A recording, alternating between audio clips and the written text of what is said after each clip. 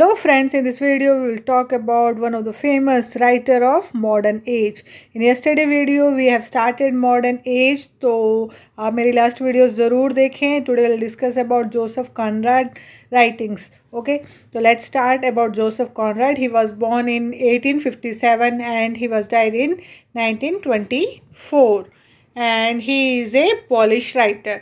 Polish Poland में बोली जाती है language. Polish writer, British writer, that means he belong to Poland as well as British. वो दोनों ही कंट्रीज़ को बिलोंग करते थे. His father use to translate English and French literature. तो उनके जो फादर थे वो ट्रांसलेट कर पाते थे इंग्लिश और फ्रेंच लिटरेचर को इनटू इंग्लिश. तो and his father was a polish revolutionary. वो पोलैंड के रेवोल्यूशनरी थे who was killed in Ukraine uprising in Russia. तो यूक्रेन जब रशिया में बढ़ रहा था तब उनको मार दिया गया था उनके फादर को. He became orphan at the age of 11. तो 11 साल की उम्र में ही वो अनाथ हो गए थे. He became sailor and he granted British rationality. तो वो एक सेलर बने और ब्रिटिश रैशनैलिटी उन्होंने पाई. He had knowledge of Polish, French and English. तो उनको ये तीनों लैंग्वेज पे उनकी कमांड थी. In almost all his writing colonialism is also a theme of novels revolve around colonialism. तो जो ब्रिटिश दूसरी कंट्रीज़ पे कॉलोनाइज करती थी मोस्टली उनके जो नॉवेल्स है यही उनका थीम है colonisation. And beautiful line he said. जो उन्होंने उनकी ब्यूटीफुल लाइन्स थी वो उन्होंने बोली थी French is the only modern language for literature. तो ये लाइन्स दी गई है जोसेफ कॉनरेड ने, बहुत इंपॉर्टेंट है, पूछी जाती है तो आपको याद रखना है. The lines are French is the only modern language for literature. तो कहते हैं कि फ्रेंच ही एक ऐसी मॉडर्न लैंग्वेज है जो लिटरेचर में होनी चाहिए. Most of his main character die in the end. तो जितने भी उनके नॉवेल्स हैं मोस्ट ऑफ द कैरेक्टर्स जो मेन कैरेक्टर है लास्ट में मर जाते हैं. He had a negative view about life. तो उनका जो पॉजिटिव नहीं देखते वो नेगेटिव व्यू रहता है हमेशा लाइफ को देखने का. Because he led a lonely life and it develop pessimistic view of life. क्योंकि वो हमेशा एक अकेलेपन ही उन्होंने अपनी ज़िंदगी बिताई है क्योंकि बचपन में ही 11 साल की उम्र में अनाथ हो गए थे और उनका जो व्यू है हमेशा पेसिमिस्टिक रहता है लाइफ को देखने का. तो स्टार्ट करते हैं इनका work. The first work is Almayer's Folly. Almayer's Folly. And इसके जो क्वेश्चन आ रखे हैं क्वेश्चन देख लेते हैं. The first question is who among the following past colonial critic work on the fiction of Joseph Conrad in his or her earlier career. तो कौन था जो colonial critic work on the fiction of Joseph Conrad? तो answer is Edward. he work on the work of Joseph Conrad. तो याद रखना है कि एडवर्ड ने ही वर्क किया था वर्क्स पे किसके? जोसेफ कॉनरेड के. तो स्टार्ट करते हैं इनका first work Almayer's Folly. Almayer's Folly. The first work is Almayer's Folly. It was published in 1895 and this is the first novel written by Joseph Conrad. तो ये इनकी पहली नॉवल है and it centers on the life of Dutch trader Kaspar Almayer. तो इसमें जो main hero है वो कौन है? डच का ट्रेडर है Kaspar Almayer. Okay. And he lived in a Borneo jungle. वो बोर्नियो जंगल में रहता है. जो जिसका जितना इम्पोर्टेंट है एग्ज़ाम पॉइंट ऑफ व्यू से उतना ही इस पीडीएफ में आपको दिया जा रहा है, नॉट मोर देन दैट. मैं इसमें बहुत सारा टाइम वेस्ट करूँ एक ही अल्मेयर फॉले में इतना टाइम लगा दूँ तो कोई यूज़ नहीं है. इसीलिए जितना इम्पोर्टेंट है मोस्टली जो इस पे क्वेश्चन आएगा वो इसका नाम पूछा जाएगा या डच ट्रेडर किस में था ये पूछा जाएगा या बोर्नियो जंगल पे क्या बनाया गया था, उससे ज़्यादा नहीं आएगा. तो आपको जितना एग्ज़ाम पॉइंट ऑफ व्यू से इम्पोर्टेंट है वो ही दिया जा रहा है. तो आप ये मत सोचिए कि वो बहुत कम पढ़ाया मैम ने. बिल्कुल एग्ज़ाम पॉइंट ऑफ व्यू से आपको इतना ही याद करोगे तो आपका एग्ज़ाम ईजिली क्रैक हो जाएगा. जितना और ज़्यादा घुसाओगे दिमाग में तो जो इम्पोर्टेंट है वही निकल जाएगा, कोई फ़ायदा नहीं है. तो नेक्स्ट वर्क है the outcast of the island और outcast of the island. The next work is and it was published in 1896, ये पब्लिश हुआ था 1896 में। And it was inspired by the Conrad experience of mate of steamer. तो इनका जो experience मिले थे ये जो स्टीमर से, उसके एक्सपीरियंस के बारे में इन्होंने बोला है। एंड टॉम लिंगर्ड जो एक कैरेक्टर है इसमें, and the novel is about Peter William immoral man. तो पीटर विलियम जो इमोरल मैन है उसके बारे में है, who betray his own manufactures. तो उसने खुद ही अपने मैन्युफैक्चर्स को बिट्रे किया। तो ये इसका the outcast of the islands की जो मेन बातें हैं वो यही है। द नेक्स्ट इज, इसमें जो इम्पोर्टेंट है वही हम करेंगे। हार्ट ऑफ डार्कनेस डीपली करेंगे बिल्कुल, एक एक पॉइंट, क्योंकि हार्ट ऑफ डार्कनेस से काफ़ी सारा क्वेश्चन पूछे जाते हैं। The next work is the niggers of Narcissus, the niggers of Narcissus. इसमें एक क्वेश्चन आया था आउटकास्ट ऑफ द आइलैंड के ऊपर। तो क्वेश्चन है, लास्ट ईयर्स के पेपर में क्वेश्चन आ रखा है, नॉवल दी गई है और सेटिंग दी गई है। नॉवल दी गई है, सेटिंग दी गई है। नॉवल का नाम है आउटकास्ट ऑफ द आइलैंड और सेटिंग में दिया गया है मले, MALAY, मले। तो सेटिंग कहाँ की है इसकी, आउटकास्ट ऑफ द आइलैंड की, मले, MALAY, मले। तो ये फ़ोन पे वीडियोस बनाई जाती है, इसीलिए हैंडराइटिंग बिल्कुल क्लियर नहीं आती, तो उसमें टेंशन ना ले आप। The next is question, which one of the Joseph Conrad novel express the contrast between solidarity of shipboard life and profound underlying loneliness of existence? The answer is Outcast of the Island, because it deals with the life of shipmate. shipmate की life के ऊपर है ये, and शिपमेट की life के ऊपर है, और शिपमेट ऑफ स्टीमर पीटर विलियम। तो कौन है शिपमेट, पीटर विलियम, तो इसके ऊपर है। तो ये दो क्वेश्चन आ रखे थे लास्ट ईयर के पेपर में आउटकास्ट ऑफ द आइलैंड के ऊपर। The next is niggers of Narcissus, niggers of Narcissus. It was published in 1897 में पब्लिश हुआ था। सबटाइटल है tale of the sea, tale of the sea, और इसका नाम पहले था चिल्ड्रंस ऑफ द सी, उसके बाद में चेंज कर दिया गया था। अब जो नाम है टेल ऑफ द सी इसका नाम है। और इट इज़ अबाउट वॉयेजेस, जो वॉयेज पे जाते हैं उनके ऊपर है, near the city of Cape Horn. तो सिटी ऑफ केप हॉर्न के पास जो वॉयेजेस पे जाते हैं उसके ऊपर है। And it is regarded as manifesto of imperialism. तो इसे मैनिफेस्टो ऑफ इम्पीरियलिज्म भी बोला जाता है। It is a literary movement, ये एक लिटरेरी मूवमेंट थी। Okay, the next is imperialism, IMPRESSIONNISM। तो ये रॉन्ग है, स्पेलिंग चेक कर लेना। It is a literary movement, ये एक लिटरेरी मूवमेंट थी जो उस टाइम पे वहाँ पे चल रही थी। The next is heart of darkness, one of the most important writing of Joseph Conrad. तो इसे हम डीप में करेंगे एंड स्टार्ट करते हैं। Heart of darkness, it was published in 1899 में पब्लिश हुई थी। And the narrator is unnamed, the narrator is an unnamed man, उसका नाम नहीं है, on the ship. And we had an accountant lawyer Charles Marlow. तो इसमें जो नरेटर है वो अननेम्ड मैन है, और इसमें हम देखेंगे एक अकाउंटेंट है, लॉयर है, एंड चार्ल्स मार्लो नाम का इंसान है। We got 2 narrators in this novel, इस नॉवल में हमें 2 नरेटर्स देखने को मिलेंगे। तो फर्स्ट कौन है, अननेम्ड मैन है, and the next is second Charles Marlow, second है Charles Marlow. And the entire novel is, novella है ये, नॉवल नहीं है। The entire novella is divided into 3 parts. तो ये जो नोवेला है ये कितने में, 3 पार्ट्स में डिवाइड की गई है। And Charles Marlow is the protagonist. तो चार्ल्स मार्लो जो है वो क्या है, प्रोटोगोनिस्ट का मतलब होता है हीरो। तो इस के नोवेला के हीरो है, who is going to a place where he want to get the ivory of Britain. तो वो एक ऐसी जगह जाते हैं जहाँ पे वो क्या लेने जा रहे हैं, ivory of Britain. He want to get the ivory from the interiors of Congo and he was a merchant. वो क्या है, एक मर्चेंट है, लेने जा रहे हैं। He start his journey on the ship.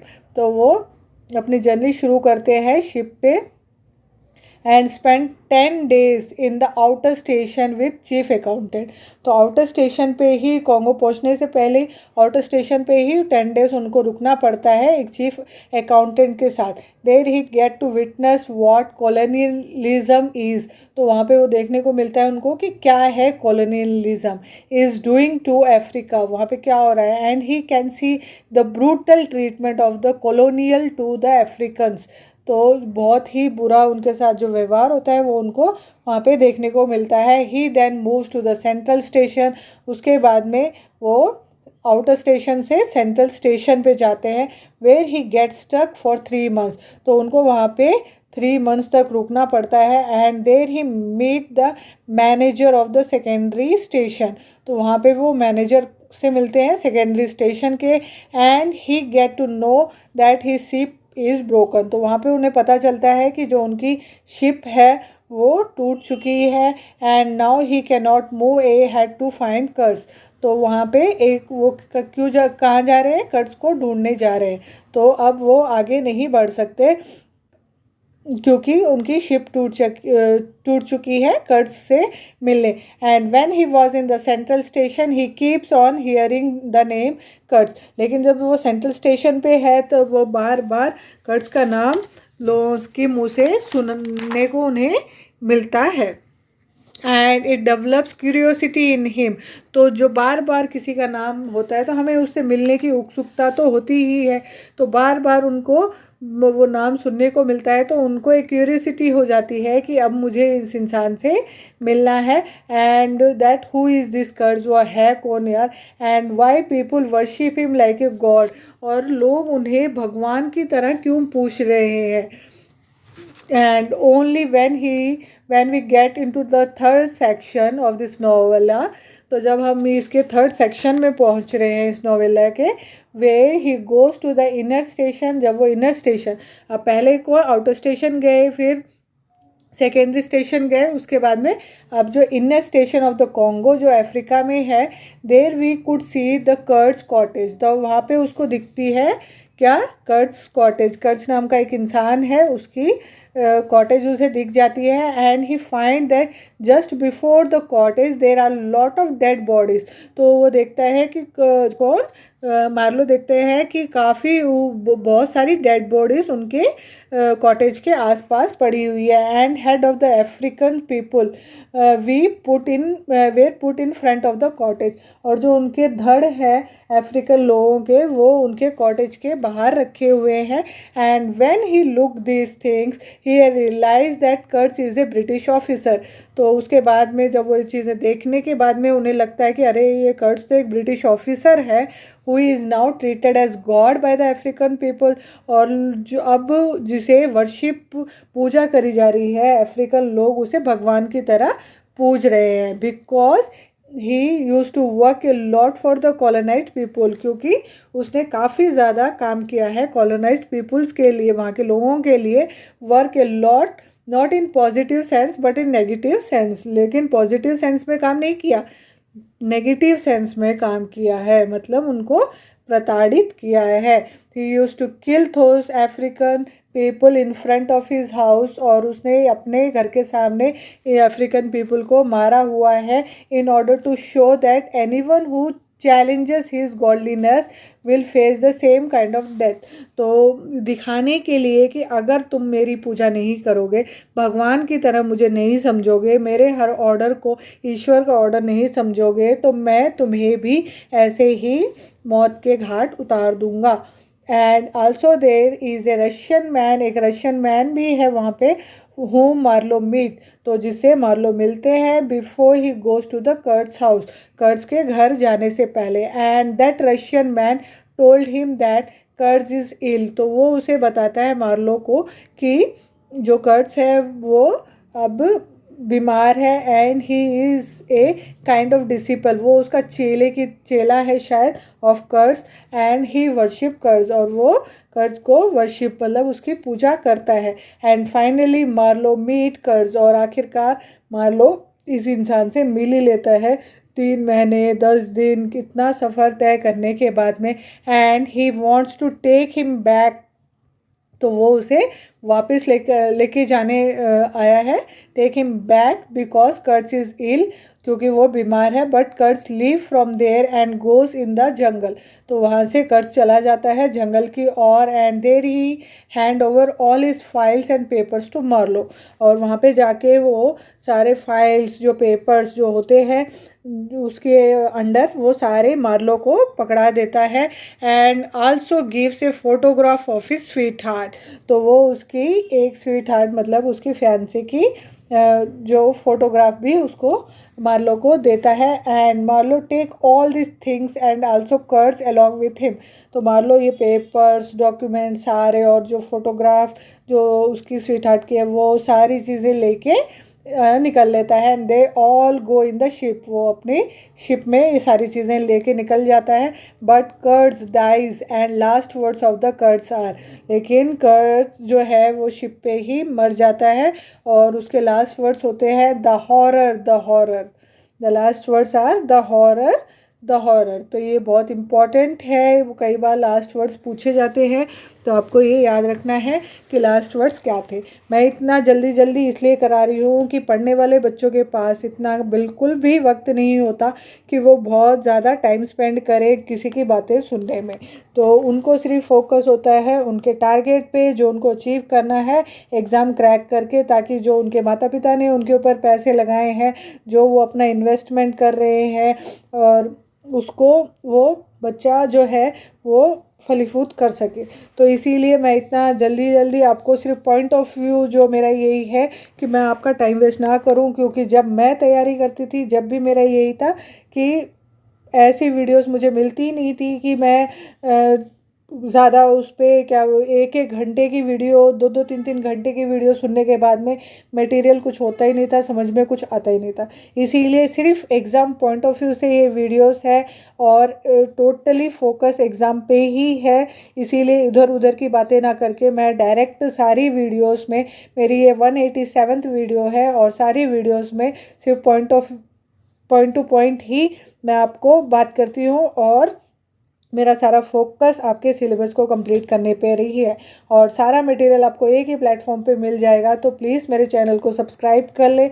जब भी आप देखें तो लाइक ज़रूर करें, क्योंकि जो अपने टाइम में से इतना मुश्किल होता है ये टाइम निकालना, और इसमें टाइपिंग भी करनी है, आपको मटेरियल भी अच्छे से प्रोवाइड करना है, तो बहुत ही मुश्किल हो जाता है। तो मोटिवेशन मिलता है आपके एक लाइक से, सब्सक्राइब से, कि हाँ बच्चे देख रहे हैं, हौसला मिलता है कि इतने बच्चे जुड़े हुए हैं, नहीं मुझे तो इन बच्चों के लिए करना है। तो बच्चों प्लीज़ रिक्वेस्ट है आप लोगों से कि प्लीज़ मेरे चैनल को सब्सक्राइब कर लें, लाइक कर लें। कोई डाउट हो तो कमेंट ज़रूर करें, और अपने फ्रेंड सर्कल में ज़्यादा से ज़्यादा शेयर करें, ताकि हमारे सब्सक्रिप्शन बढ़े और हौसला मिले, मोटिवेशन मिले। और स्टार्ट करते हैं। Also out of the journey Marlow remember all the things, तो जो सारी जो अपने सफ़र में मार्लो ये सारी चीज़ें उसके दिमाग में चलती रहती है, दैट कर्ज हैज़ टोल्ड हिम, जो भी कर्ज ने उसे बताया। And he realises the impact of colonisation, तो वो महसूस कर पा रहा है क्या इम्पैक्ट है कॉलोनाइजेशन का। And after returning to England, जब इंग्लैंड आने के बाद में कॉन्गो से he goes and meet the beloved, और वो कर्ट्स की जो बिलव्ड है उससे जो प्यार करता था वो उससे मिलने जाता है। And the girl ask Marlow, और जो सारे डॉक्यूमेंट जो भी उसको देने हैं वो देता है। And that girl ask Marlow what did he say when he dies, and Marlow lie and say, तो वो लड़की उससे पूछती है कि मार्लो कर्ट्स के लास्ट वर्ड्स क्या थे, मरने से पहले उसने कुछ बोला था क्या।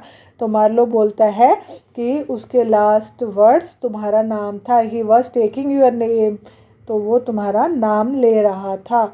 तो ये एक झूठ था, लेकिन मार्लो उसको खुश करने के लिए ये बात बोलता है, क्योंकि कर्ट्स के तो लास्ट वर्ड्स जो थे वो थे द हॉरर द हॉरर। तो इसमें जो क्वेश्चंस आ रखे हैं लास्ट ईयर्स के पेपर में, क्वेश्चंस देख लेते हैं। बहुत ही ज़रूरी होता है लास्ट ईयर्स के पेपर गो थ्रू करके जाना, क्योंकि काफ़ी ज़्यादा से कई बार उसी में से ट्विस्ट करके क्वेश्चन पूछे जाते हैं। तो क्वेश्चन स्टार्ट करते हैं। The first question is which of the following employees A narrative structure in which the main action is relayed at second hand through an enclosing framed stories. अब frame stories means story inside a story. तो frame story का मतलब क्या है, story है और उसके अंदर एक स्टोरी है। तो ये क्या है, हार्ट ऑफ डार्कनेस में भी यही हुआ ना, एक स्टोरी चल रही थी मार्लो की और उसके अंदर एक स्टोरी थी। तो ये वो एक स्टोरी को ढूंढ रहा था, मार्लो क्या कर रहा था, एक स्टोरी को ढूंढ रहा था, कर्ट्स को ढूंढ रहा था पूरी स्टोरी में। तो ये एक स्टोरी अंडर द स्टोरी है। तो आपको याद रखना है, स्टोरी अंडर द स्टोरी में हार्ट ऑफ डार्कनेस का नाम भी आता है, story inside a story. The next question is Joseph Conrad heart of darkness present two conflicting discourses present in his own culture and identify the two discourse from the following. तो दो discourses ढूंढने हैं हमें options में। तो answer is anti colonization and Eurocentrism की बात हो रही है इसमें। यूरो सेंट्रिसिज्म का मतलब होता है means Europe being the central part and governing other parts of the world. तो यूरोप क्या है, सेंट्रल पार्ट है और क्या कर रहा है, वो दूसरों के ऊपर, दूसरी कंट्रीज़ के ऊपर गवर्न कर रहा है। तो governing other parts of the world. The next question is who narrate heart of darkness. अब हार्ट ऑफ डार्कनेस को नरेट कौन कर रहा है, द आंसर इज मार्लो। एक तो मैंने बताया था ना, फर्स्ट क्या है, अननेम्ड नरेटर है, अननेम्ड मैन है। The next is Marlowe.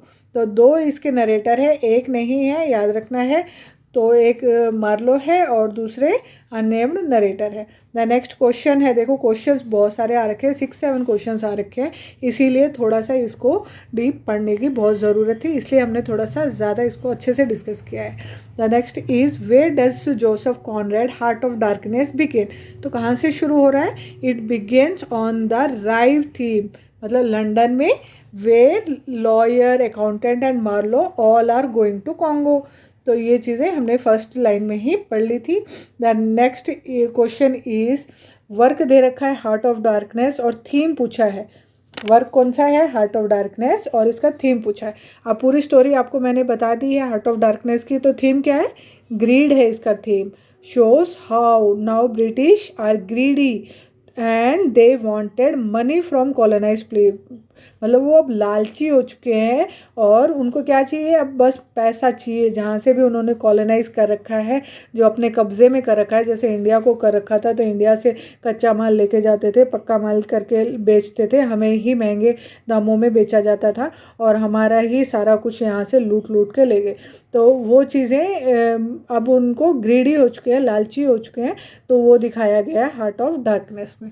The next question is I never meet such a man again you ought to have heard him recite poetry. Oh, he enlarged my mind.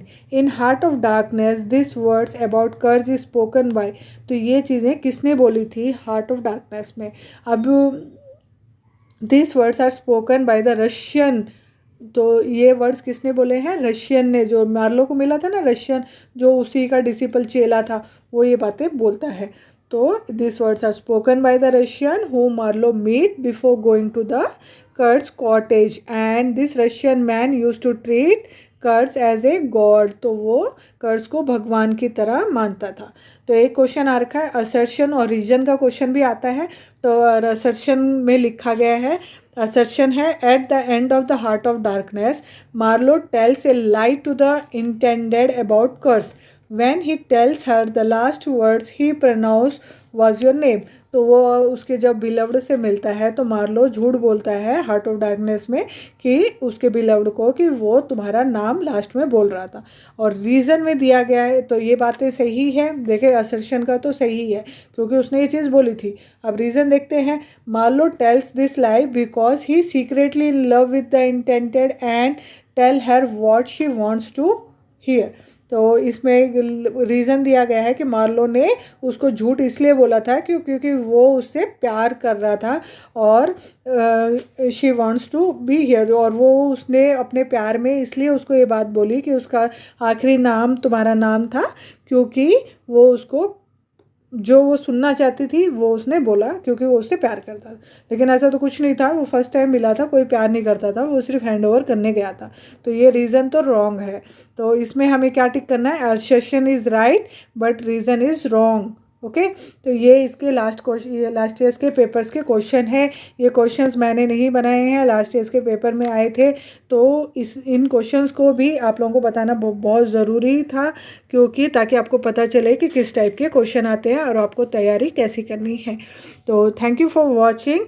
और कल हम आगे के इनके जो works है Joseph Conrad के वो करेंगे, और कल के वीडियो में कोशिश करेंगे कि जोसेफ कॉनरेड हम फिनिश कर दें। और मैंने आपको मेरी लास्ट वीडियोस में भी बोला था, अगर आपको मॉक टेस्ट चाहिए, क्रैश कोर्स चाहिए, तो हम वो भी शुरू कर देंगे। लेकिन कई बच्चों ने डिमांड की कि नहीं मैम, आप जो राइटर्स ही करा रहे हो वही अच्छे से करवा दो। तो मैं इसीलिए राइटर्स ही मैंने कंटिन्यू रखा। बीच में मैंने 3 बार मॉक टेस्ट देने शुरू किए थे ऑल्टरनेट डेज, लेकिन आप लोगों की डिमांड पे ही मैंने वो कैंसिल किया। तो अगर आपको फिर से मॉक टेस्ट या रिवीजन चाहिए तो हम चैनल पे फिर से शुरू कर देंगे, और इसके लिए मुझे कमेंट करके ज़रूर बताएं, और चैनल को जल्द से जल्द सब्सक्राइब कर लें, लाइक ज़रूर करें, और अपने फ्रेंड्स में सर्कल में ज़रूर शेयर करें। हौसला मिलता है, मोटिवेशन मिलता है। आप लोगों से सिर्फ इतनी ही उम्मीद है कि मेरा हौसला बढ़ाएं, क्योंकि बहुत मुश्किल होता है अपने वक्त में से वक्त निकालना। तो thank you for watching, have a great day. और इसके बाद में स्लाइड्स अपलोड होगी तो वो स्लाइड्स ज़रूर देखें। Have a great day.